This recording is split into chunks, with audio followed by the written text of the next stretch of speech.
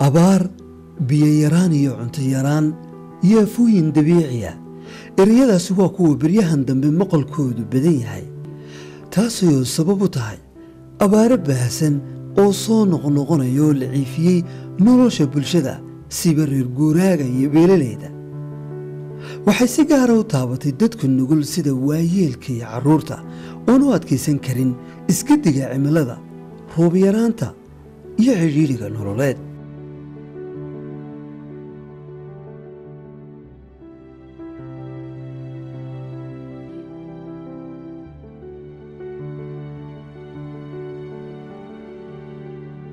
Soomaalidu waa bulsho boqolkiiba 60 noloshoodu ku xidhantay miyiga baahweyna u leh dhirta iyo baadka oo xuloodu daaqaan balse sanadihii u dambeeyay waxa soo food saartay abaare laxaad leh iyo cunto yaraan barakicisay in ka badan 50,000 oo qoys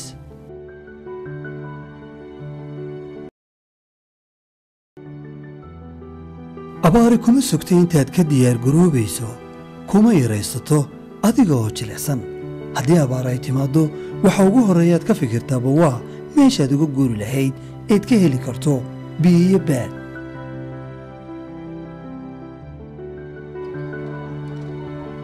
haddaba abaartii dhoweyd waxay saamaysay dadkii jilicsanaa ee ay carruurtu ka mid yihiin waxay hakad gelisay waxbarashadoodii kadib markii qaar badani barakaceen kana fogaadeen goobihii ay wax ka baran jireen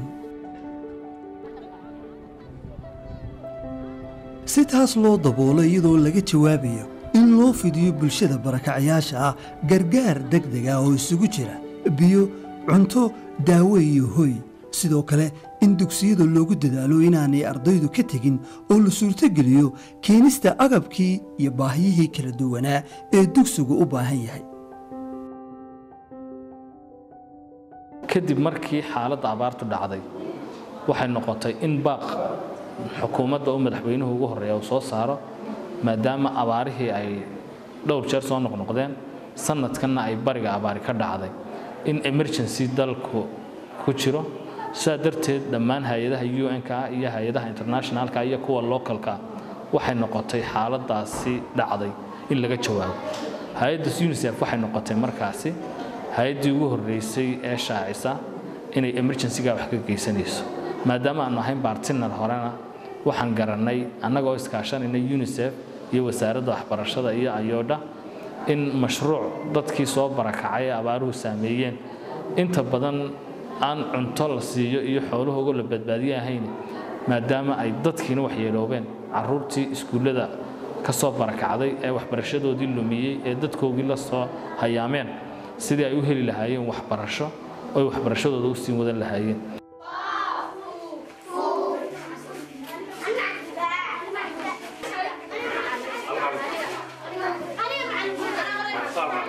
مشروعاً نوعيسو كعسبية دلك السيبا قبلة أوضل يقبل يولا يرا وحبرشة دقدقة ee ka hortagga abaaraha oo fulinayso hay'adda maxalliga ah ee Ayora ayaa dhawaan laga daafuray deegaanadaas waxa mashruucan maalgelisay hay'adda qaramada midoobay ee UNICEF ee u qaabilsan carruurta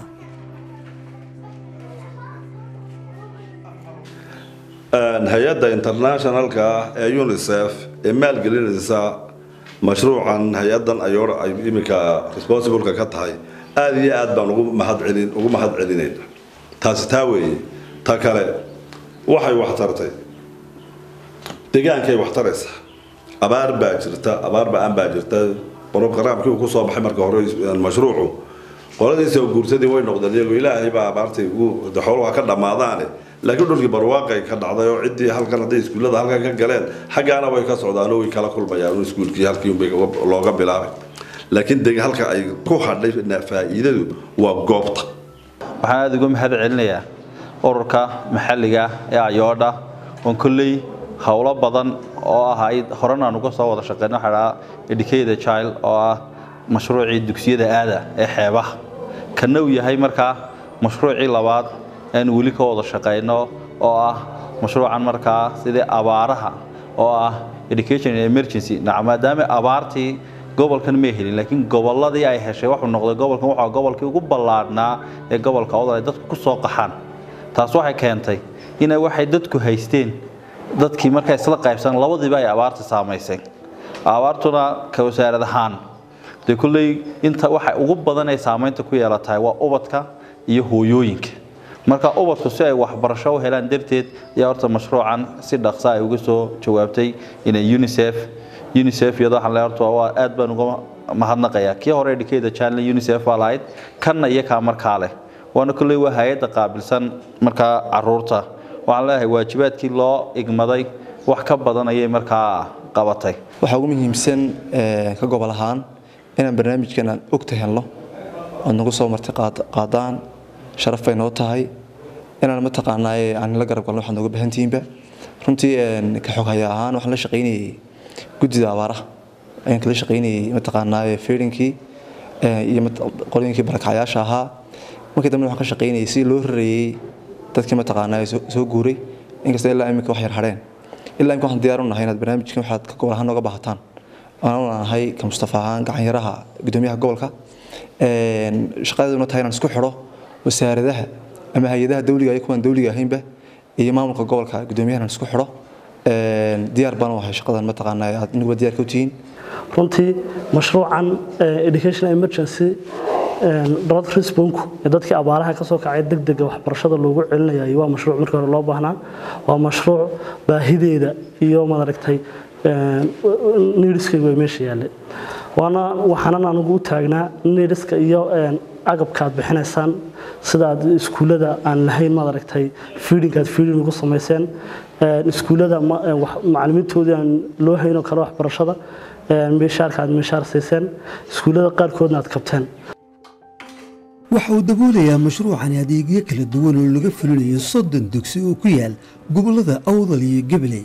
sidoo kale waxa qayb muhiim ah ka ah mashruuca bulshada deegaanka oo gacanta loo galiyay lacag kaash oo ay ku maamulayaan baahiyaha dugsiyada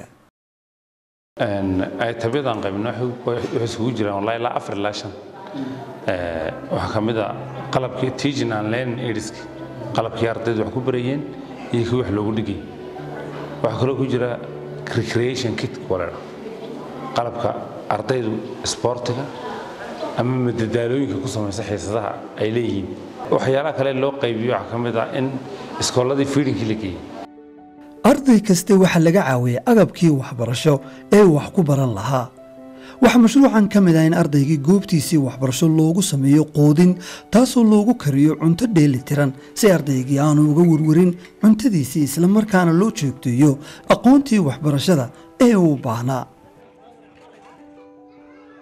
wacyigelinta bulshada ee fahamka hanaanu socodka mashruuca ayaa ahaa tiirka ugu muhiimsan ee lagu daafuray gudagalka hawshan waxa kaloo macallimiinta loo qoray mushaahar ay ku shaqeeyaan oo ku filan say wadi karaan waxbarashada ardayda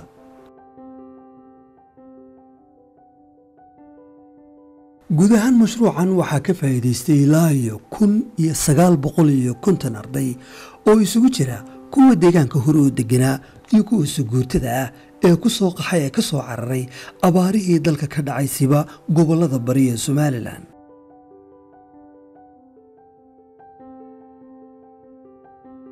waxa qaybka mashruuca dhismayaal ku meel gaar isla markaana loogu adeego ardayda wax ka barta dugsiyadaas kuwaas oo kala ah gijooyin istoodho taangiyo biyo nadiif ah loogu shubo oo ardaydu ay ka cabaan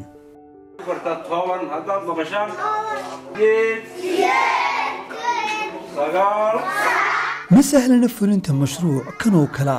oo u baahan karti iyo xilkasnimo lagu maarayo caqabadaha iman kara balse hay'adda Ayooda waxay tunka u ridatay hawlaha gargaarka bini'aadanimo iyadoo lagu jiro xilli wali ay sii muuqato riiqdii abaartu abaar ku jiray 3 jirsatay ayaa dadkaasina soo duldegeen runtii dadkii gargaarkii bini'aadanimo waanu ka qayb qaadanay haday tahay xagga cunnada haday tahay xagga huga haday tahay xagga advocacy-ga ama in loo hadlo dadkii oo qayladaan loo diro hay'adaha iyo dawladda runtii kaalintaan kaga jirnaa runtii gargaarka bini'aadanimada waa mid cad oo ayna farayso shuruucda iyo humanitarian garanaysa lawsku ayna farayaan ama shuruucda caalamiga ah ay dhigayaan inta badan waana taan u taaganahay hay'ad samafal ahaan anagu maaha macaashtoon maaha samafal ahaan waxaan u taaganahay inaanu dadka u gargaarno cilmi maxamuud wuxuu maamulay iyo bare ka yahay dugsiga sheekh nuur ee tuulada sheekh nuur oo hoostaga gobolka awdal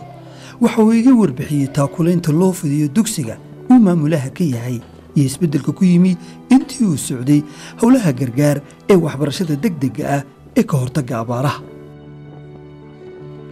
ayooda waxay naga caawisaa carruurta raashinkeega iyadoo la kaashanaysa iyo enkama UNICEF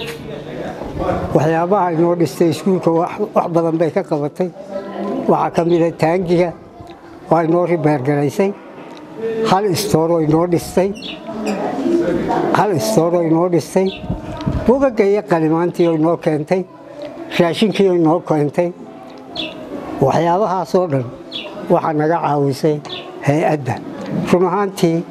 waxa weeyaan hay-addani waxqabadkeegu aad buu degdeg badan yahay si fiican ayay markiiba noogu soo gurmatay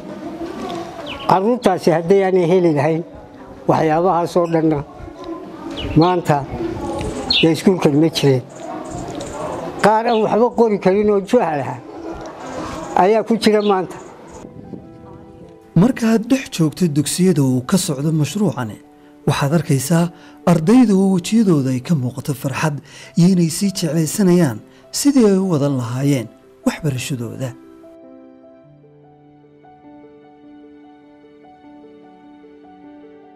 waxaan aaminsanahay inaan intii loogu talagalay in ka badan ay suuro gashay kala badh markaynu marayno 50% inay qabsoontay ahayd laakiin waxaan filaynaa ama se aan haynaaba xaqiiqooyinka aan ka taabanay in 70% uu mashruucu guulaystay wixii loogu talagalayna ay fuleen ayaan imika gacanta ku haynaa waan ognahay in la joogtay iyo dadaaladan oo kale waxay waxtar u yihiin bulshada ay abaartu saamaysay oo u baahan gargaar degdega waxa hubaala in mashruucan uu yahay mid kaalin weyn ka qaatay sidii lagu gurman lahaa carruurta ay waxbarashadoodu abaartu hakisay